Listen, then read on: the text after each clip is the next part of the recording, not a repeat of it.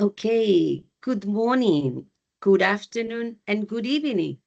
Okay, whatever part of the world you are located, what a great pleasure to have you all here, and thank you for participating in this expert webinar. I'm very pleased to be here. My name is Rosa Lopez de D'Amico. I'm the current president of the International Society for Comparative Physical Education and Sport, and former president of the International Association of Physical Education and Sport for Girls and Women. Not to mention that I once also was member of the board of the International Council for Sports Science and Physical Education. We are in this webinar. The topic is sport and physical activity and the sustainable development goals with three excellent experts, and I'm very pleased that they are here with us to share their experience. So let me just read a brief introduction of each one of them. So Fiona Ball, she's the head of the physical activity program at the World Health Organization based at the headquarters in Geneva, Switzerland. She leads a team working on supporting all countries to increase participation in physical activity through sport, active recreation, and active transport, and everyday activities. Her team leads on the implementation of the global policy and practical recommendations for national and subnational action, leading the development of global policy implementation tools and monitoring of global progress. Dr. Bull's work includes developing the framework for evaluation and monitoring, undertaking global reporting through progress monitors, and developing the economic case for the contribution increase in physical activity can have to health and economic development. Dr. Bull's contribution to global health has been recognized by the award of the MBE in 2014, and she has been recognized as highly cited top 1% of her field for each of the last 5 years. Prior to WHO, Dr. Bull was professor of public health and physical activity and director at the Center for Built Environment and Health at the University of Western Australia. Previously, she has worked in the UK as director of the National Centre of Physical Activity at Loughborough University, and in the USA at the Centre for Disease Control. Her home base is Western Australia.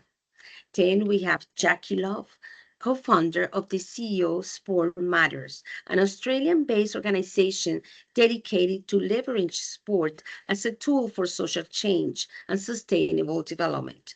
She's an experienced sport and development practitioner who has worked across local, national, and international sports systems. Jackie holds an take degree in occupational therapy, a Master of International and Community Development from Deakin University, and a Master of Adaptive Physical Activity from the Norwegian School for Sports Sciences. Her interdisciplinary background informs her work at the intersection of health, inclusion, and sport for development.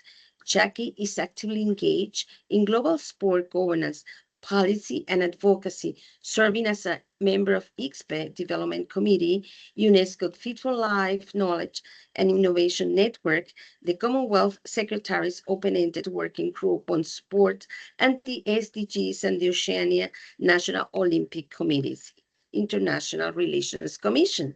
Her work focuses on strengthening sports systems, promoting inclusive participation, and advancing the contribution of sport for the Sustainable Development Goals. Based in Brisbane, she continues to support innovative cross-sector partnership that positions sport as a strategic driver for sustainable and inclusive development. And then we have Victor Matsudo. He's a physician and a global leader in physical activity promotion. He's founder and scientific director of CELAFIS, the Center for Studies of the Physical Fitness Laboratory of São Caetano do Sul, Brazil.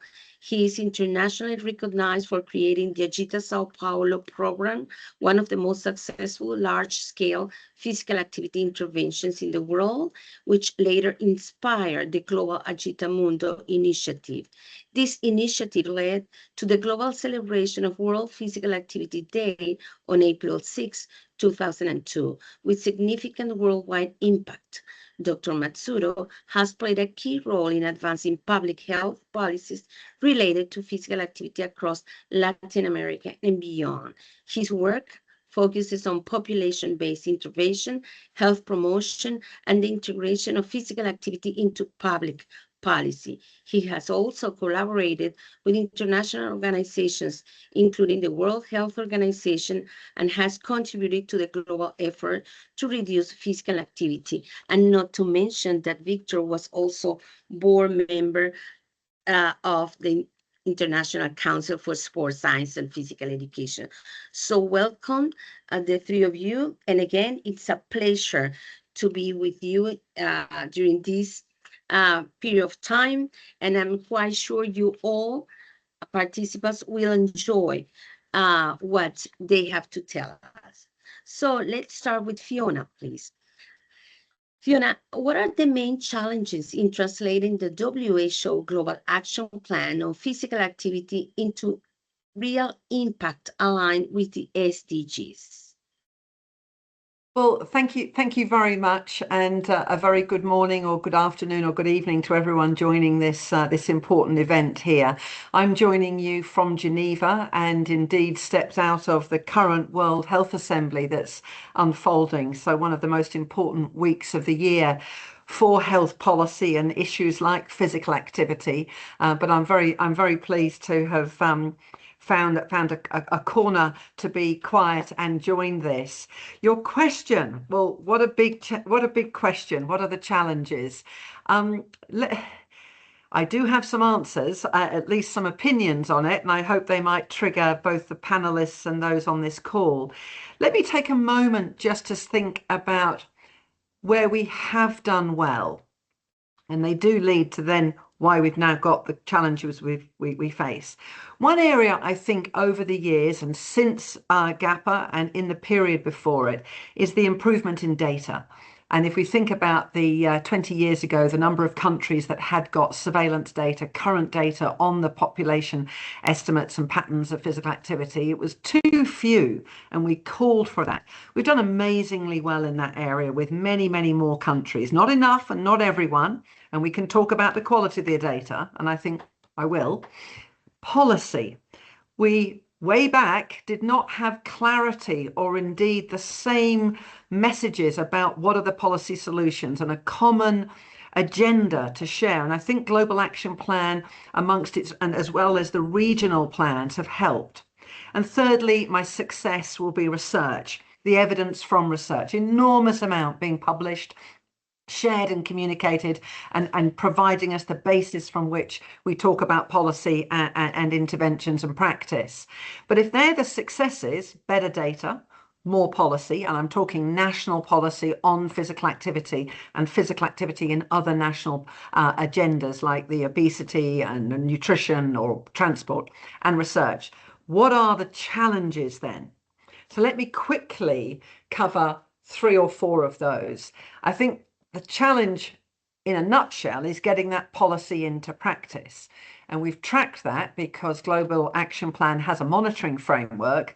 And so when we look at countries, 190 plus countries, and look to see what they're doing and even ask them what they're doing, we see, and summarized in our Global Status Report of 2022, that progress is too slow and uneven. What does that mean? Too slow. Not enough countries are saying they're doing what's in the action plan, whether that's in schools or in the community about parks and playgrounds, or in primary healthcare with counselling and advice and referrals. In all the areas that we say and have evidence-based solutions, they're not being reported to be implemented by as many countries as we'd want. They're also not reported at scale, in other words, at national level. And I think we can all point to some good examples. So our biggest challenge is getting the policy into practice at scale. And I think nearly all of us would have, at least in our top 3, funding is the challenge. So then we have to ask, well, why is funding still one of our challenges? And I would offer to you, I don't think it's the only challenge, but it's certainly relevant in many contexts. We have too little funding, too insecure funding, or funding going to the wrong things. And I think we have to look at that financing of physical activity work.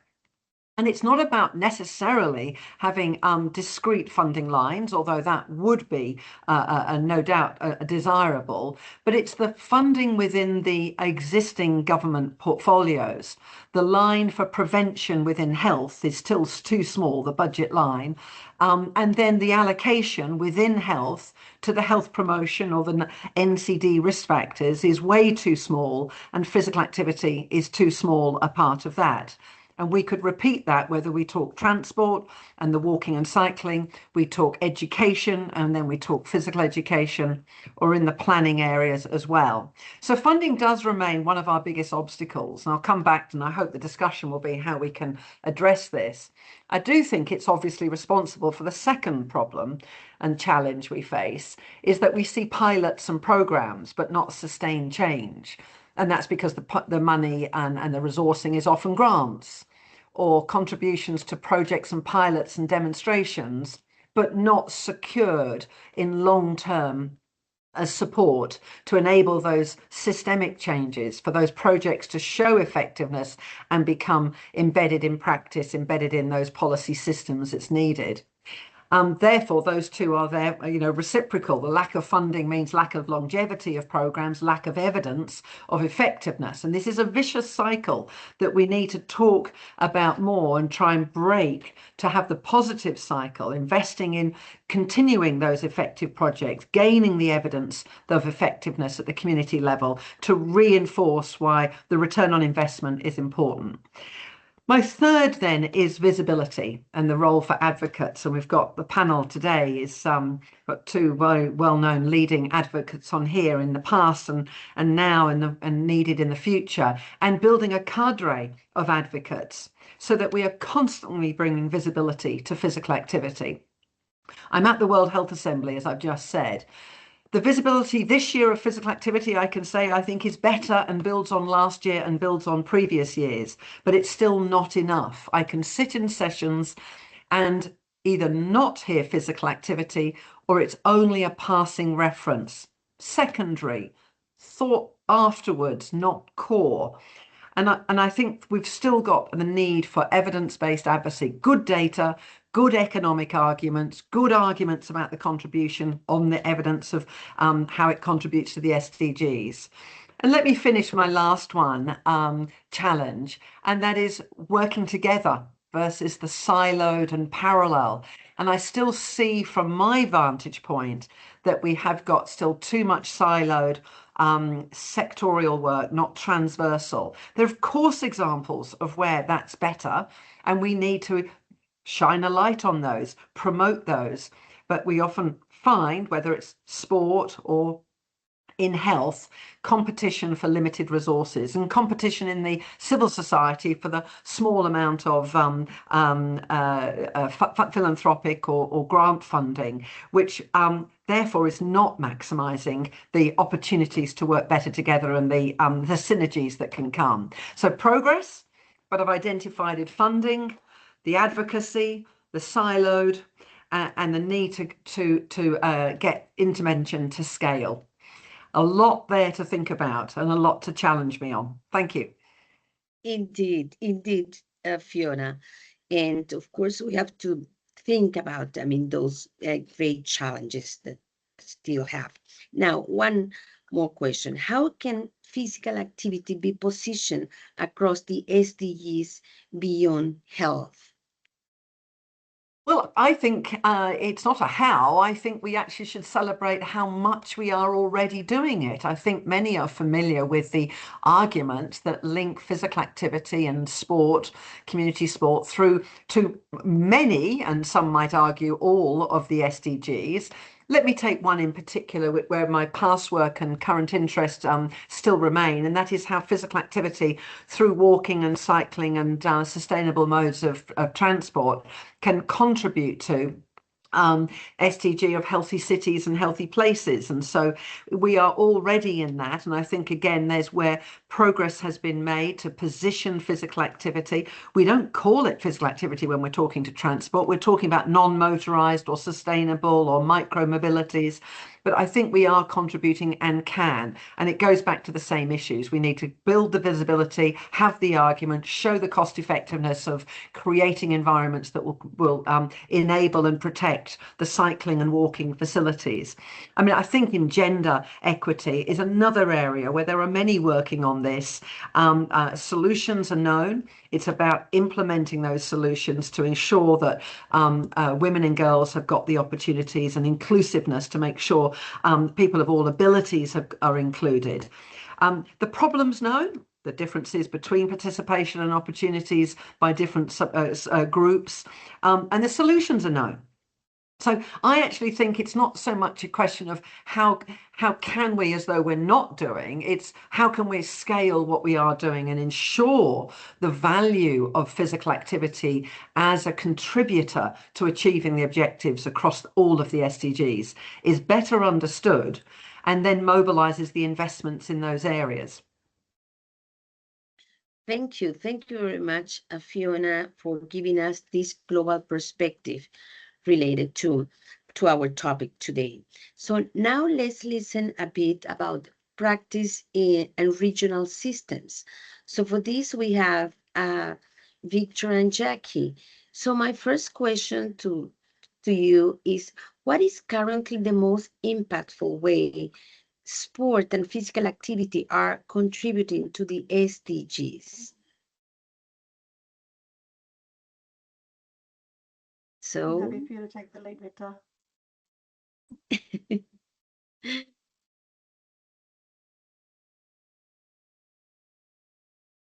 So Jackie or Victor? Okay. I think we have here Jackie, yeah. I'm happy for Victor to take the lead. I think his intervention will follow nicely from Fiona. Okay, Victor. Okay.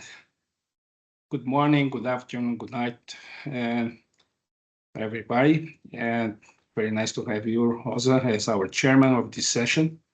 And I start saying that the International Society for Physical Activity and Health concluded that potential benefits of promoting physical activity have been identified for 15 of the 17 SDGs, with stronger evidence supporting benefits for SDGs 3, 9, 11, 13, 16. That means for good health, industry, sustainable cities, climate action, peace, justice, and strong institutions.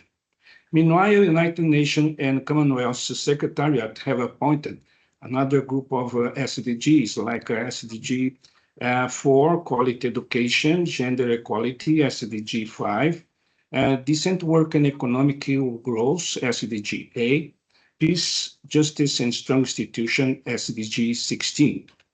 Despite the little difference, there is an important role of sports in achieving many of the 17 SDGs. The expected gains in physical activity are greater for low and middle-income countries. In high-income countries with high car dependency, strategies to promote physical activity can help reduce air pollution and traffic-related deaths.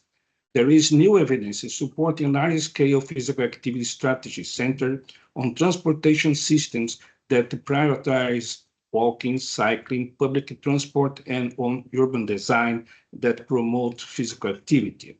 For the SDGs, benefits are achieved through improvements in road safety, SDG 3, in modal shared transport, SDG 9, in air pollution, SDG 11, in equitable access to public transport and open public space, SDGs 10 and 11, and in the reduction of carbon emissions. Health and well-being are at the forefront of Agenda 2030. Globally, physical inactivity has become one of the most significant health issues of the 21st century. World Health Organization estimates that the economic burden of inactivity currently amounts to $27 billion annually. A third of adults were not meeting WHO recommendation levels of physical activity. Meanwhile, 81% of adolescents were physically inactive. Indeed, there is an action plan to support countries in reducing their prevalence of insufficient activity by 15% by 2030. The GAPA set out to reach 4 strategic objectives: creating active societies, creating active environments, creating active people, creating active systems to be achieved through 20 universal policy actions. In this presentation, I would like to stress the absence of data needed to fulfill its purpose, which is to provide a baseline and insights into the initial impact of GAPA and the CASA action plan. During the process of gathering the competing data for this presentation, several unexpected challenges emerged. First, there is no internationally agreed upon indicator performance rating rubric that provides a standardization method for making objective performance judgments for each indicator. Additionally, there are no specific 2030 targets established for many of the sports and SDG indicators, making it difficult to evaluate progress towards long-term goals. Second, data were not always available for certain initiatives. In some cases, like the ambitious French initiative, where more than 100 sporting organizations have signed up to a national charter developed by the French Ministry of Sports in partnership with Worldwide Fund of Nature, that data were not available. However, there are 3 key areas that require attention: more data to address existing gaps, better data to ensure higher quality and accuracy in measuring outcomes, and greater data reach to improve coverage across different countries and populations. With the Commonwealth Secretariat has led the way with development of sports and SDG indicators toolkit for government, agencies, and practitioners. Other actors, including United Nations, have produced SDG toolkits for varying stakeholders and contexts. In this first time that the model set by Commonwealth indicators has been globally utilized to provide a baseline initial report for the current data landscape.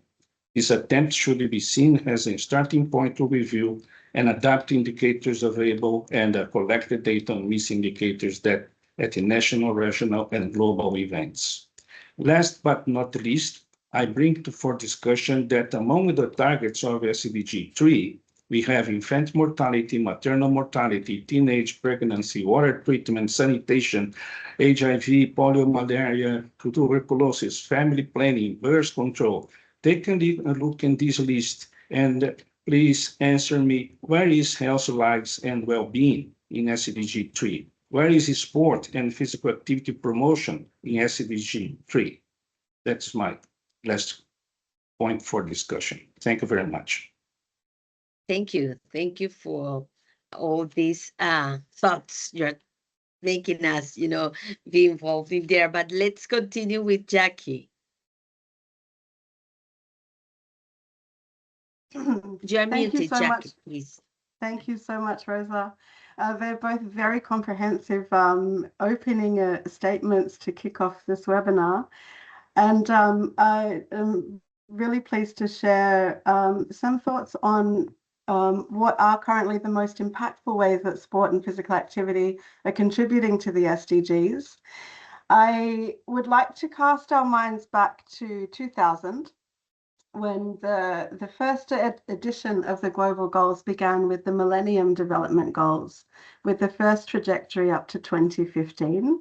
And then the evolution into the Sustainable Development Goals has changed the language for everyone. The very first UN advisor on Sport for Development and Peace, Adolf Ogi, the former president of Switzerland, was infamous for saying, "I believe it, I've seen it with my own eyes." And from that time, in the early 2000s, I think he was saying that around 2003, There's been such a strong sophistication in the measurement tools and frameworks that are tracking sport for development and peace. And then aligning those within the SDG framework is a whole nother ballgame. And we've just heard some very comprehensive analysis, very largely shaped around the health and physical activity agenda, which I completely understand. And one of the challenges we have in operationalizing the SDGs at the regional level is making sure everybody speaks the same language and has a really strong understanding of where their role, their program, their function, or their organization can play a part when it comes to achieving and contributing towards the SDGs. With that in mind, I've spent a lot of time asking people what their favorite SDGs are. I'm going to focus on two today, and that's on partnerships for the goals on SDG 17 and also on SDG 8 on decent work and economic growth. In terms of partnerships at the regional level in Oceania, we've spent a long time advocating for sport as a cross-cutting policy tool. And there's by design, sport for development and peace lends itself well to strong partnership approaches at the program level, but also at the national level, bringing together different government stakeholders.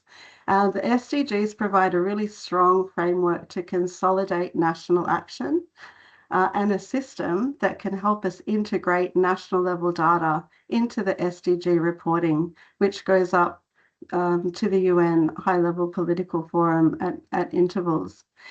And the Commonwealth have taken some strong leadership through the global processes in designing a set of global indicators to track the contribution of sport towards the SDGs. And at the end of last year, they've produced the Global Sport and Sustainable Development Goals Baseline and Initial Impact Report, which is quite exciting. And it's part of the reason that this webinar is addressing this topic today, that we've got some new evidence on the table and a culmination of years and years of collaborative work in refining the indicators to produce this initial baseline report. One of the things that stood out to me was that the report highlights that there's been a 5-fold increase in the number of stakeholders that are using sport to address development objectives in the last decade. That's quite exciting to see. So I think the number of partnerships that are coming to the table is a strength in the sector. It adds a huge amount of complexity, but is also a huge opportunity for the forward direction for our sector. In the Pacific, we've had a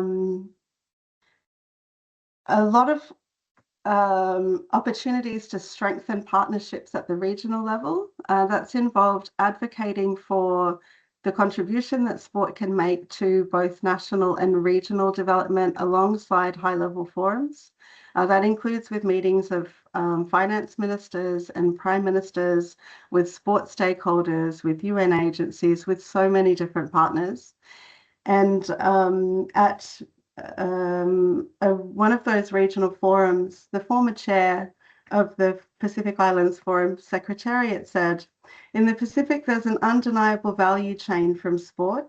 Development aspirations can be realized through increased economic remittances, labor mobility, tourism, health, and the potential to accelerate positive change in our communities."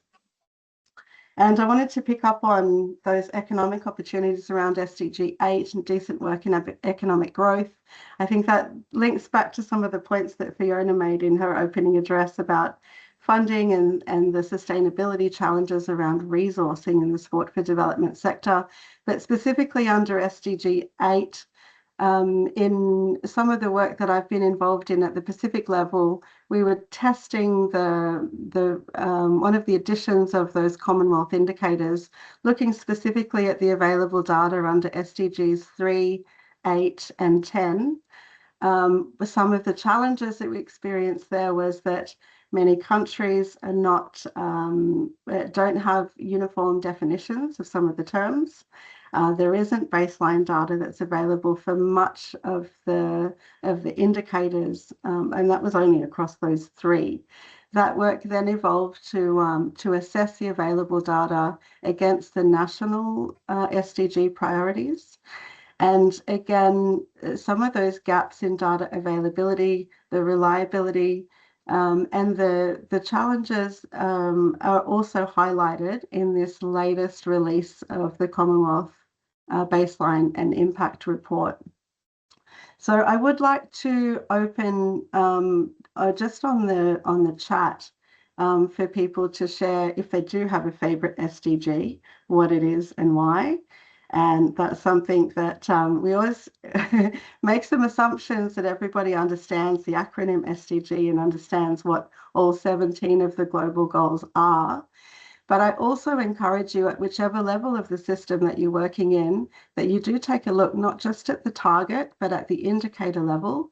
Take a look at the sport-based indicators that the Commonwealth have been leading in their collaborative work, and try to embed that into the work that you're doing to be able to strengthen the monitoring evaluation systems, increase the impact measurement of the approaches that you're taking using sport. And yeah, I'm going to stop there because we've got a long time. Thanks, Rosa. No, but it was really interesting, Jackie. Great. Thank you very much for your contribution. Now I have a question for Victor, because this is always a question that it's a must for Victor in particular. What makes large programs such as Agita Sao Paulo successful and adaptable across contexts?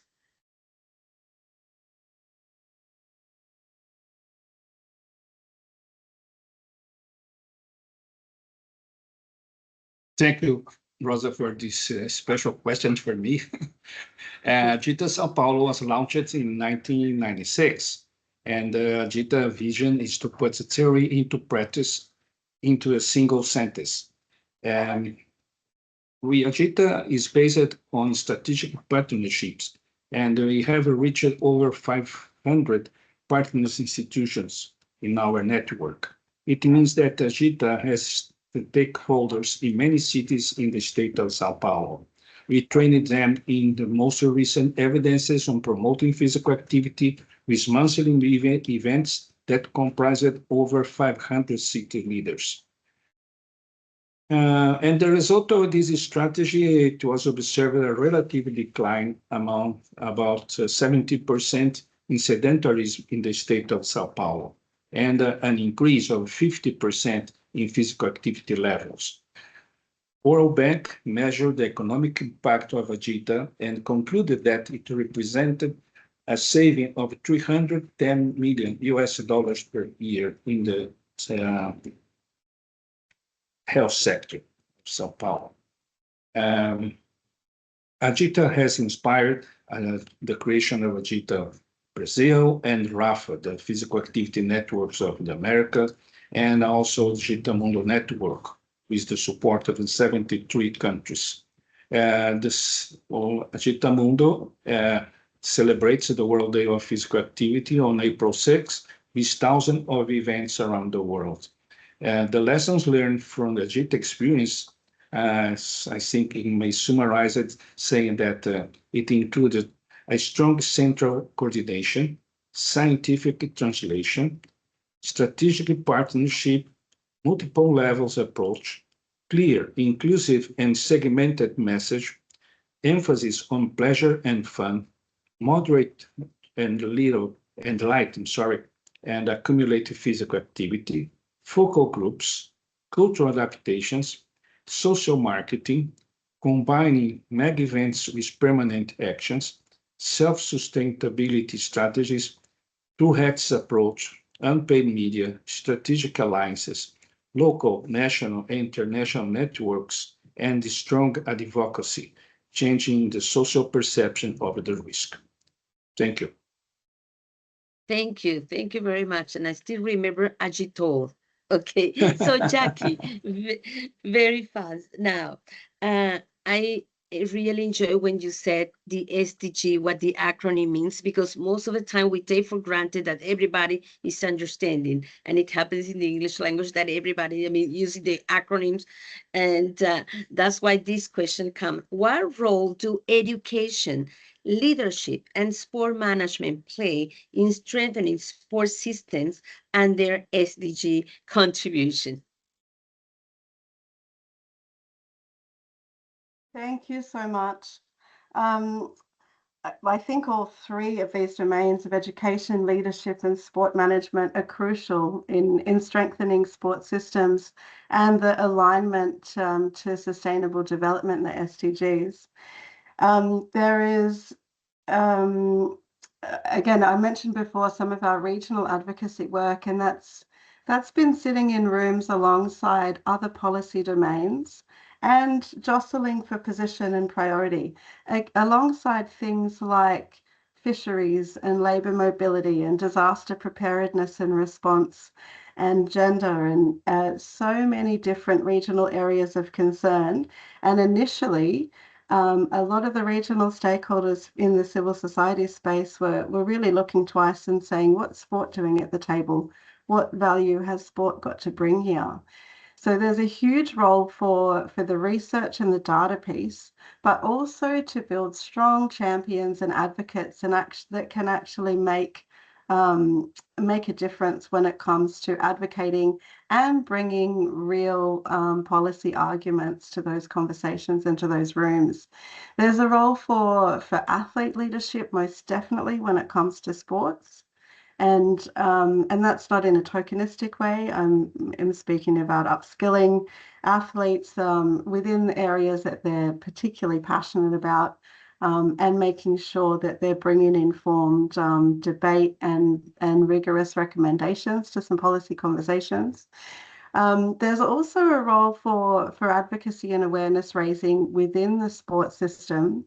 And a lot of the national and regional federations have varying levels of understanding about the Sustainable Development Goals and the opportunities that there are to link to national and regional development priorities. So there is a huge role to play. So that's come to light in some of our regional consultations around data in particular, where there are pockets of very good data that's available within national federations. But the question becomes, why is that relevant? Why do we need to share that? We can't share that. And there's not really systems to be able to capture the depth and diversity of the information that is available.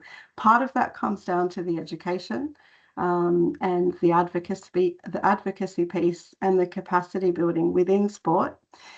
On the other side of that, there are very strong sport programs and systems that are leading the way with very sophisticated monitoring and evaluation systems, tracking SDG data in very complex and rigorous ways. And the challenge with sport and development is to multiply that. When some of those tools and processes are donor-driven, and quite discrete and relevant, and applied in particular country contexts. That's why I think there's such rich diversity in the application of sport, which I find so exciting, but it also adds such complexity to the measurement tools and systems, and the complex development systems where sport's being applied at the community and the country level, that make it make it more difficult to be able to transfer tools and systems. And that question around the attribution of sport is always going to come up again and again. In terms of education and leadership, I think there's also a place to strengthen formal training and development programs in the sport and development sector. And if people are new and learning about this topic tonight or today for the first time, I wanted to direct you to, there's a free, massive open online course that you can find on sportanddev.org. And there are different tools and systems out there, but I think one of the ways forward as a sector is we need to strengthen formal training programs in sport for development and peace to really be able to change the game when it comes to not only the data collection, but the analysis piece as well, which will go towards strengthening the advocacy down the line. Thank you. Thank you. Yeah, it's very interesting because there's lots, I mean, and information, and I know I'm pushing you all because we have time constraints. So here I have a question for the three of you, and perhaps we can start with Fiona. So how can we better connect research, policy, and practice to generate real and measurable impact? Not an easy question, but I know you have the answers. You have suggestions. No, I think the wisdom of this panel, but also those in the room, we'd all have maybe different perspectives. How do I at WHO perhaps see that we need to better link between research to policy to practice? Well, of course, it's about the communication of research findings. I'm seeing very positive developments in that as publications are becoming more open access. Authors and research groups are summarizing their information in different formats that make it more accessible, and summarizing, and a lot of the information that's perhaps more technical is accessible in the scientific papers. This is really important. No more now than before do I see how important summaries are and further information to access when the time's right, getting clear and messages across about what research is finding. So I think we're doing more and better. I value incredibly the opportunities for the in-person and the online like this, and the many webinars that we've now become far more open to and are running since the experience of the COVID period. But the conferences in person are vital. The communication and sharing of knowledge to advance the research in as best as possible, but then to communicate it to policymakers. There's probably a gap I would notice, and that is researchers talking to researchers in their scientific communities, and policymakers talking to policymakers, no more so than here at WHA. So where does the science come in? And anyone and those who can fund and contribute and support the interface between the research community and the knowledge brokers and the policymakers is vital. That means helping policymakers, government officials, those in decision-making positions to get to those conferences, those venues, and join the webinars, and realise then in the research community that you're talking to a diverse audience about the knowledge translation. From policy to practice, I suspect it's again then the knowledge translators from global to regional to country to local, and you've got two panel members here who are excellent at doing this, and it's one of the successes of Agitamundo was how the policy was made, and that long list that I think you should put in the chat box, Victor, of all those tactics that you use that combine to make Agitamundo successful, combine to take a global message of, move more to the state of Sao Paulo, to the city, to the communities. And I heard you say clear and simple. And that's what has to happen from the research through to policy, to make it clear what the policy is, and then to get it to to practice. So just a few thoughts. But I'm interested in what other panel members might say. Thank you. Thank you very much, Fiona. So, Victor? Oh, Rosa, you're also a $1 million question. It's very difficult. I was learning from Fiona with her traditional wisdom, how she explored, tried to answer your question.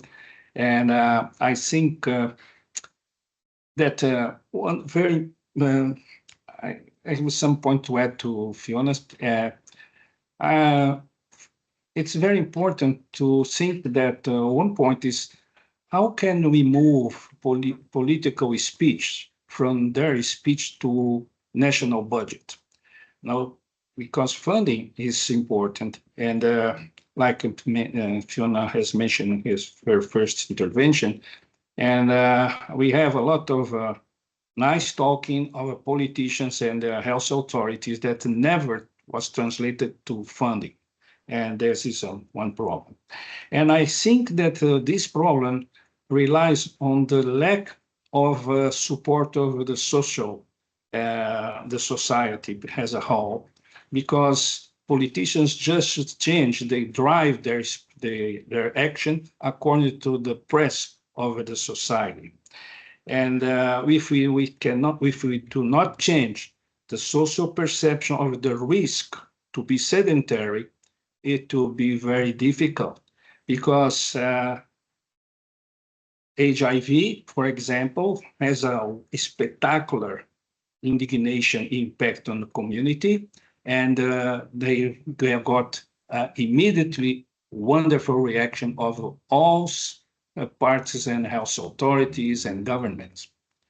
However, sedentarism is not getting the same indignation in the population.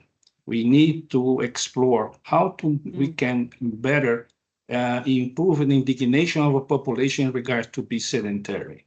And that is something that everybody knows is a role of how to translate it into practice, because we have a lot of research. I think GOPA studies was giving a wonderful perspective that the research is not really a problem. The problem is how to change, to put theory to practice. Everybody knows the benefits of physical activity and why we don't change the population behavior. That is tricky, and but I think another important feature of this group, Jackie, Fiona, you, Rosa, is resilience, because we should be resilient in our fight to change the perception of population. Victor, I think you nailed it. If I may jump in, Rosa, I think you nailed it when you said the indignation, because you're absolutely right about the science and the nice words, and even the words that are now written and spoken and written in policy. But the galvanizing of action, and you use the word and have used the word previously of indignation from the community and civil society, and that's us as individuals, as citizens, does seem to be missing to shift and call for it. I thought COVID, with the restrictions on our movement and the impact on mental health, if you ever wanted a natural experiment of not being able to leave your house and the impact on it for moving and enjoying those pastimes, hobbies and sports, you had it. The indignation I would offer that might be emerging with the concerns around social media and the use of screens could well be another tipping point that we need to be ready. And indeed, that's a conversation. I can share with you that, interestingly, that and I listened to the recordings of the 4th high-level meeting in New York on this very topic of the contribution and health and SDGs, specifically NCDs. Sedentariness was mentioned far more than physical activity. And the ministers and the delegations who spoke in their interventions in New York at the highest level more often were talking about the concerns they had, but they expressed it. And I want to pick up on your point, Jackie, about language. Is it a good thing? It's at least being said. Does it matter if they're concerned about the absence and lack of or the activity? I do think language matters, and I do think the indignation is something we need to fire us amongst us, Victor. So thanks for that intervention, Rosa. Back to you. Thank you very much. Jackie? You're muted, Jackie. We could be here for days on this topic, but I'm very, very passionate and about the connection between research and policy. And there are some examples where great strides are being made.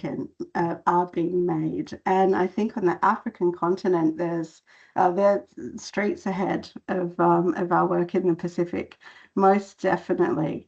There is some leadership from Professor Marian Kime, to give one example, with a coalition led out of South Africa, who began publishing 11 research reports and country case studies on sport for development across different African nations. That work's expanded now to cover more countries, but is also led by national researchers and stimulated training and data collection, again, led nationally, which is fantastic. But also that's translated into policy action. And South Africa is just one example of that. Ghana is also a shining light right now. They've got really strong policy leadership when it comes to health, physical activity, and wellness. They're making great strides right now, and the national leadership is inspiring to see.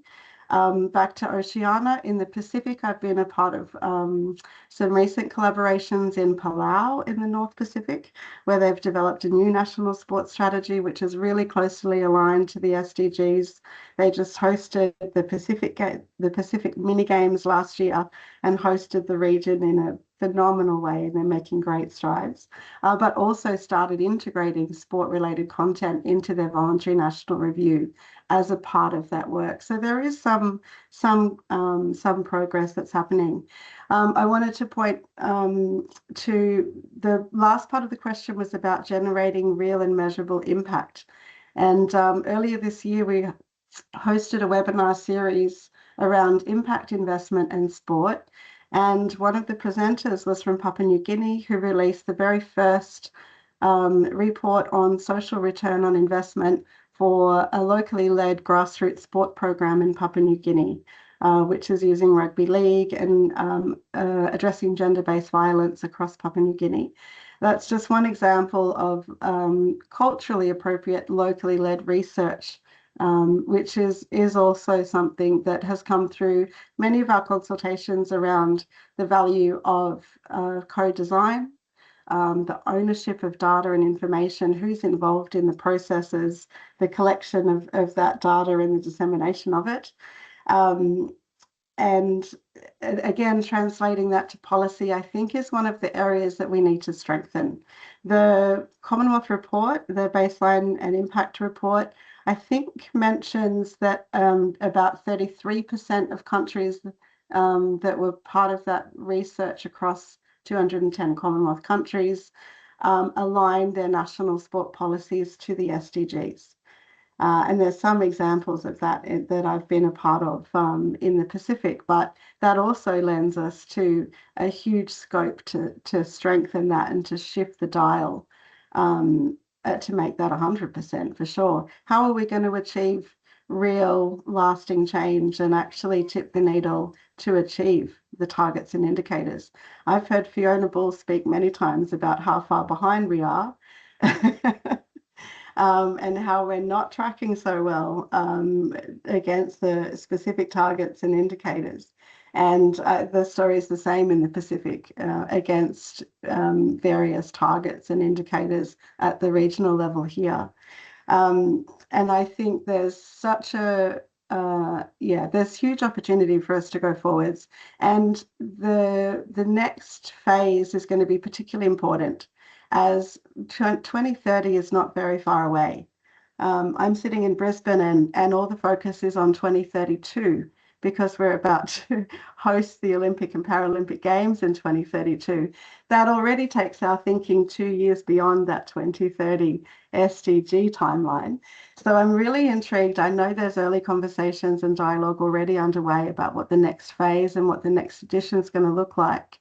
Again, that's going to take a resurgence of energy, motivation, of investment and tools and systems to be able to get us there. So we don't want to reinvent this wheel. And I can say wheel while we've all got the SDG wheel behind us. Thank you very much. Yeah. Thanks, Rosa. No, I mean, it's so there are so many issues you have raised that we would love to continue talking. Now we have short time. We have just 4 minutes for questions and answers. And we have a question here when they did the registration. There are many, but I will choose one because we don't have time. So this is from Ghosh, India.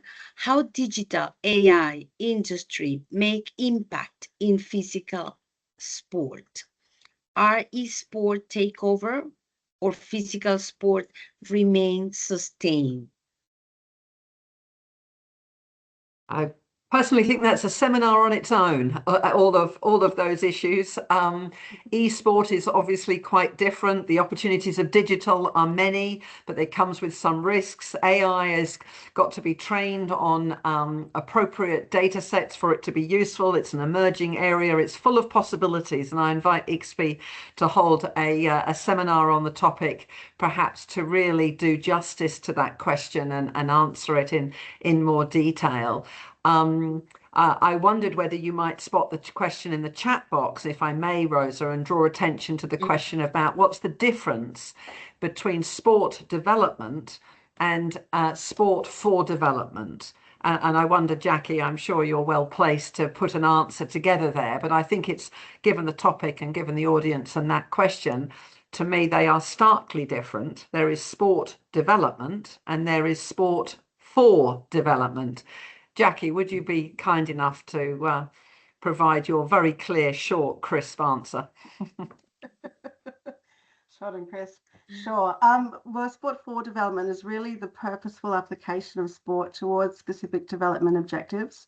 And a lot of the thinking around this stems from these two ideas about sport plus and plus sport. So you think you might start with a football program and then add some development workshops and learning materials around child protection or gender equality, or initially it was HIV and AIDS, for example, awareness and prevention. So it's that combination of merging sport-based programming with specific development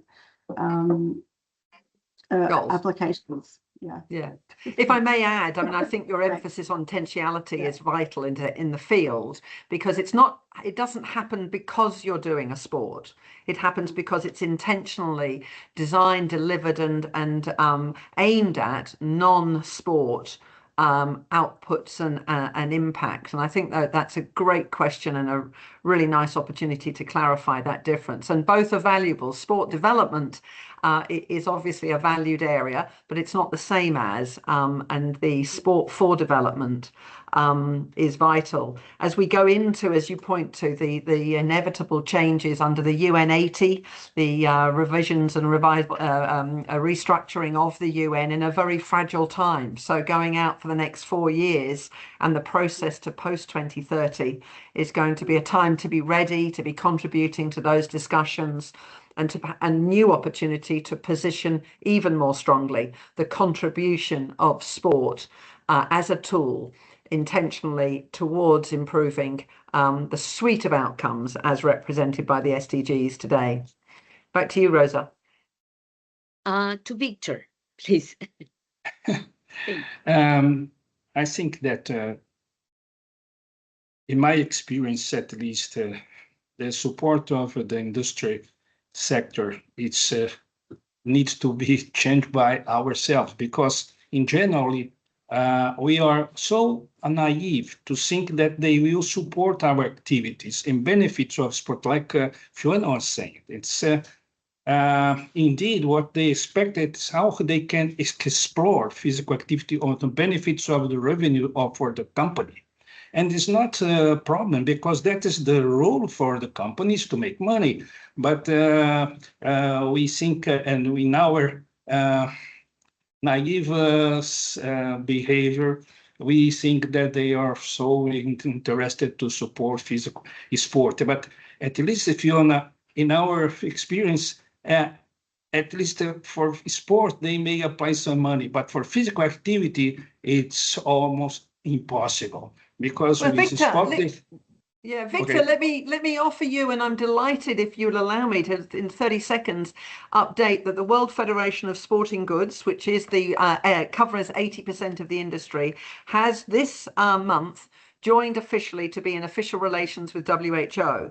So for those of us that have been around for 25 years or longer, this is a major step forward to see that there are industry actors, amongst others, that have a contribution and should be called for that contribution under SDG 17 of partnerships. And they have stepped up. 2 years of a memorandum of understanding of work contributing on how their knowledge can be leveraged, can be applied, how their networks and communication channels can be supported, and how they can shift their energies to join us to get more people more active. They hosted events here and they are contributing to a shift in that dialogue, which I think both my panel members have spoken to, using our language and calling for us to work together. So there's a glimmer of, progress being made there, more than a glimmer, I'd offer, and I hope that can be replicated with, of course, due cautions that it remains integral to the shared objective of promoting more opportunities for everyone to play. But those barriers and mindsets have changed, and I think that's really fabulous progress. Thanks. Well, unfortunately, we don't have much more time, and I have to say that it has been a great privilege to share with these three great speakers. Thank you very much. I think we achieved the goal of this webinar, that is to explore sport and physical activity and how they can contribute more effectively in the Sustainable Development Goals, moving from theory to frameworks to practice. We have experience from different places of the world. We have also contributions from our participant in the chat box. I mean, beautiful. Thank you very much for sharing all this experience, and we will love, to get the link and of the information you have shared with us, and it has been a very enriching experience. I know, ICSSPE, again, thank you for inviting all of us, and I think we have participants from all different continents in the world, and it has been my privilege from Venezuela to share this. Barbara, if we have just one more minute, just to give the chance to each one of them also to say closing words.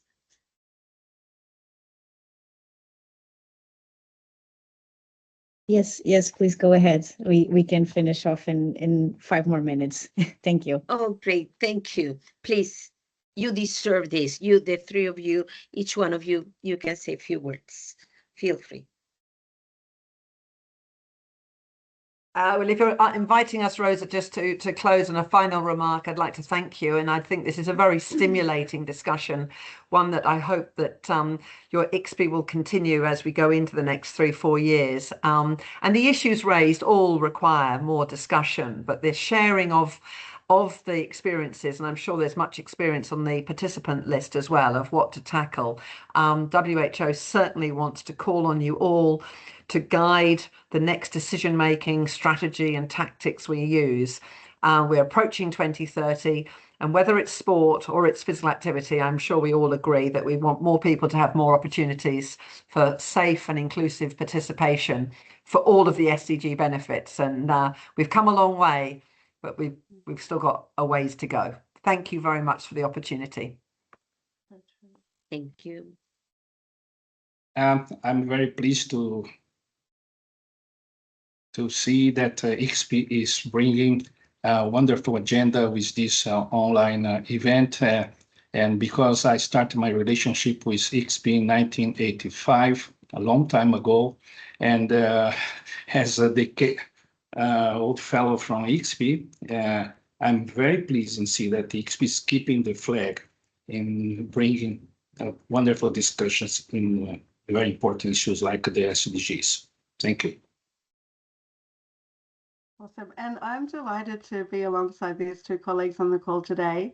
I've been chasing Fiona Ball across many countries and always on the edge of my seat listening to how relaxed she is in delivering very complex data and information, and really bringing everyone on the sport and physical activity journey.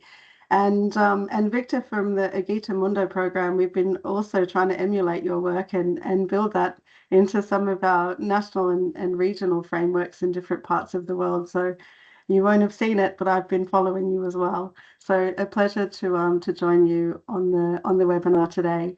And just building on one of those last comments around AI and esports, there is an ICSSPE publication in the works on this topic, and it is scoped to be one of the topics for an upcoming webinar in this series later in the year. So exactly on point, and stay tuned for that.